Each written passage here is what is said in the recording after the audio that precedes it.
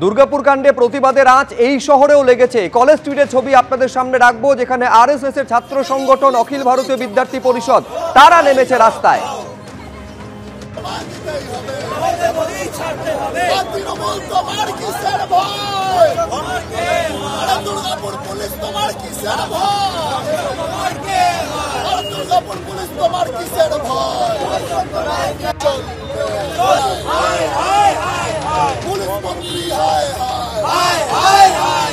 What has happened there is something which shocks all of us. And this is not the first instance. Such instances shall not repeat in Bengal at all. Everybody has to take immediate, proactive and effective steps to bring the culprits to book and also to ward off similar instances in future. Police are primarily responsible to maintain law and order. And there is a lacuna in this. This has to be looked into seriously and action has to be taken. যুব কংগ্রেসের বিক্ষোভ SIR কে কেন্দ্র করে এবং তারা নির্বাচন commission office সেটা ঘেরাও করতে চাইছে। এই মুহূর্তে তুমি দেখতে পাচ্ছ যে হাজারে হাজারে কিন্তু কংগ্রেসের যে যুব সংগঠন তাদের সমর্থকরা তারা কিন্তু এই মুহূর্তে যে বেন্টিং স্ট্রিট রয়েছে বেন্টিং স্ট্রিট ধরে তারা কিন্তু ক্রমশ এগোচ্ছে। এই মুহূর্তে যদিও দাঁড়িয়ে গিয়েছে মিছিল, উদয় ভানু যিনি কিনা এই যুব কংগ্রেসের সর্বাধিক নেতা, সেই উদয় ভানু তিনি নিজে নেতৃত্ব দিচ্ছেন এবং প্রত্যেকে তুমি দেখতে পাচ্ছ স্লোগান উঠেছে ভোট চোর গদি চোর, অর্থাৎ একেবারে কিন্তু সরাসরি আক্রমণ কিন্তু নরেন্দ্র মোদীকে।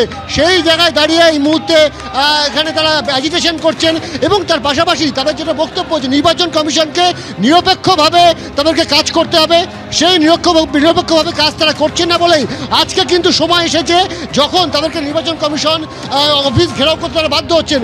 নির্বাচন কমিশনের যারা কমিশনার তারা বিজেপির কথায় ওঠবোস করছে, এটাই কিন্তু অভিযোগ করছে যুব কংগ্রেস। এবং সে কারণে যেমন বিহারে তারা ইতিমধ্যে এসআইআর এর বিরোধিতা করে তারা কোর্টে গেছে, সেখানে বিক্ষোভ চলছে, দিল্লি সর্বোচ্চ তারা বিক্ষোভ কর্মসূচি নিয়েছে, আজকে কলকাতার বুকে তারা কিন্তু কর্মসূচি নিয়েছে।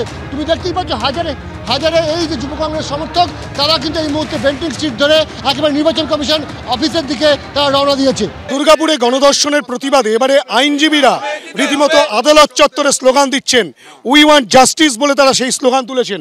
এবং যেখানে দেখা যাচ্ছে যে এখানে মহিলা আইনজীবী যেমন রয়েছেন, পুরুষ আইনজীবী রয়েছেন, প্রত্যেকে কিন্তু একসঙ্গে তারা কিন্তু ধিক্কার জানাচ্ছেন এবং যেন এই ঘটনার সঠিক তদন্ত হয় সেই বিষয়ে কিন্তু তারা কিন্তু রীতিমতো স্লোগান দিয়ে আদালত চত্বরে এইভাবেই বিক্ষোভ প্রদর্শন করছেন।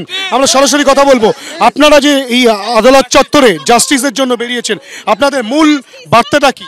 মূল বার্তা এটাই যে ধর্ষণকারী যারা আছেন তাদের শাস্তি হোক এবং আইন মানে প্রশাসন পুরো ইনকোয়ারি প্রপার ওয়েতে ইনকোয়ারি করুক।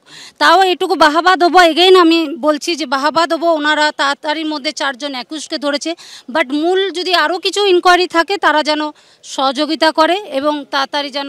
পুলিশের এই ভূমিকা নিয়ে কি বলবেন? এই যে দুর্গাপুরের মতো জায়গায় যেখানে এই যে মোহনবাগান অ্যাভিনিউ সেখানে পর্যাপ্ত লাইট নেই, এলাকার মানুষজন বলছেন সিসিটিভি ক্যামেরা 3.9 কিলোমিটার যে রাস্তা সেখানে কোনো সিসিটিভি ক্যামেরা নেই।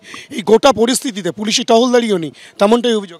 হ্যাঁ, সেটাই আমার তো ওটাই কথা, আমি আগেও বললাম যে এই সুরক্ষাটা তার মানে আমাদের প্রশাসন এই সুরক্ষাটা দিতে পারেন, যেটা আমরা পুজোর সময় দেখি সব সিস্টেম্যাটিক্যালি হয়, একটা মহিলা লাইন পুরুষ লাইন, তো এই সুরক্ষাটা সারা বছর কেন দেওয়া হয় না? তার মানে পুলিশ বা প্রশাসন এটা দিতে পারেন কিন্তু দেন না, মানে ইচ্ছাকৃত অনিচ্ছাকৃত সেই প্রসঙ্গে যাচ্ছি না, কিন্তু এইটা আমাদের দাবি যে এই সুরক্ষা যেখানে একটু মানে লাইট কম সেখানে যেন তাড়াতাড়ি লাইট দেওয়া হয় বা ভলেন্টিয়ার সিভিক এটা রাখা হয়, এই সুরক্ষাটা কেন দেওয়া হয় না? কি মনে করছেন এই ঘটনার পর পুলিশি একটা নজরদারির অভাব রয়েছে বলে মনে করছেন?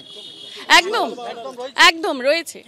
এটা যেই সমস্ত জায়গাগুলোতে এই ধরনের স্টুডেন্টরা আছে বা যেই সমস্ত জায়গাতে একটু আমাদের লাইট বলুন বা কমিউনিকেশনের একটু কমতি আছে, সেই সমস্ত জায়গায় তো পুলিশি সুরক্ষাটা একটু বেশি দেওয়া উচিত।